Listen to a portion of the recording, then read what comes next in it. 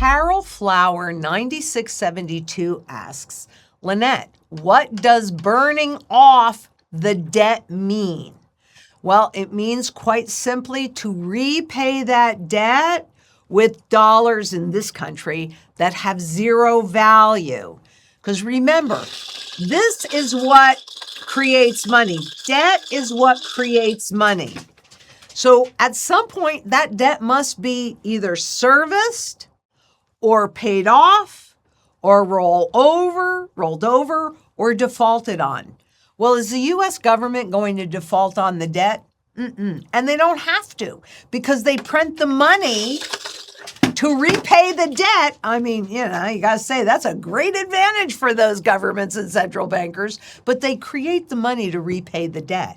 It's just that every time they do this, the value of what's already out there goes down. So when I'm talking about burning off the debt in a hyperinflationary event, you are repaying that debt with dollars that have zero value, just like the government. And so there's a strategy for the fixed rate debt that is part of the Zang International Sound Money Strategy. So do you have a mortgage? Do you have a car loan? What other fixed rate debt do you have? We're going to calculate out how much gold you need to pay that debt off.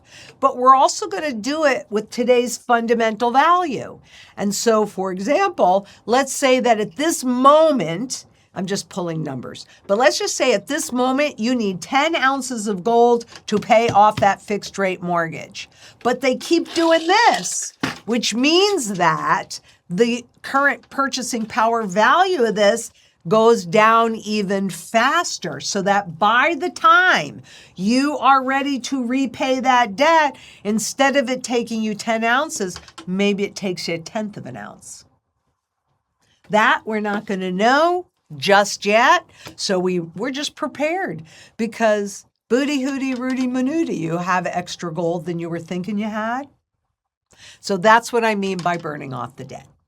And this is at Russell Ream. How is the U.S. Mint selling a 1 ounce gold Liberty Bell coin/bullion at $19,600? What do they know that we don't? That I can buy a 1 ounce of gold at my local, it says LCS, so I think it's local coin shop, for about $4,200. What is the disconnect? Well, there are a few things. Number one, what they're talking about is a commemorative coin. So they're limiting the issuance of it to a bit more than 2,000 issues. So they're anticipating this as a collectible. But to be perfectly honest with you, for $19,600, you can get a super duper rare coin. So I would not be buying a new Liberty Bell coin. But everybody's got to do what they're comfortable.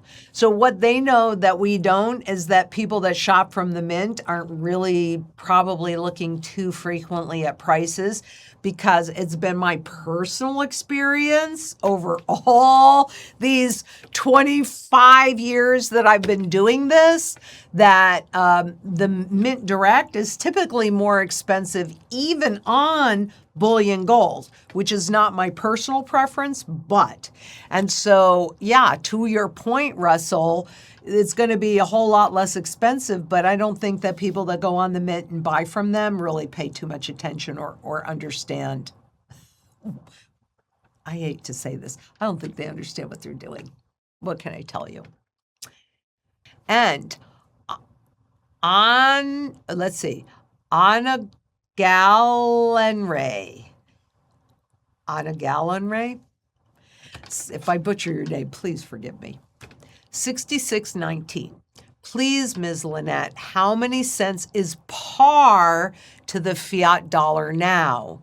Well, the par would be 100 pennies, but the current official purchasing power out of that 100 is less than 3 cents. It's 0.029 officially. And at Mick Woodley, C2C. What do I mean by the price broke? Okay. So a lot of times especially when I give a technical lesson, you remember that 200-day moving average that I talk about all the time? But the markets will go up and hit a point and hit a resistance level on the top.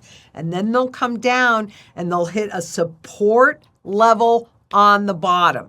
Nothing goes straight up, nothing goes straight down. Everything bounces along the way, typically between that support on the bottom and the resistance on the top. So when the price action goes either below the support on the bottom or above the resistance on the top, that would be classified as a break. If it's on the bottom, it's a breakdown. If it's on the top, it's a breakout. So when I say that the price broke, that's what I'm referring to. And I'd also like to say this.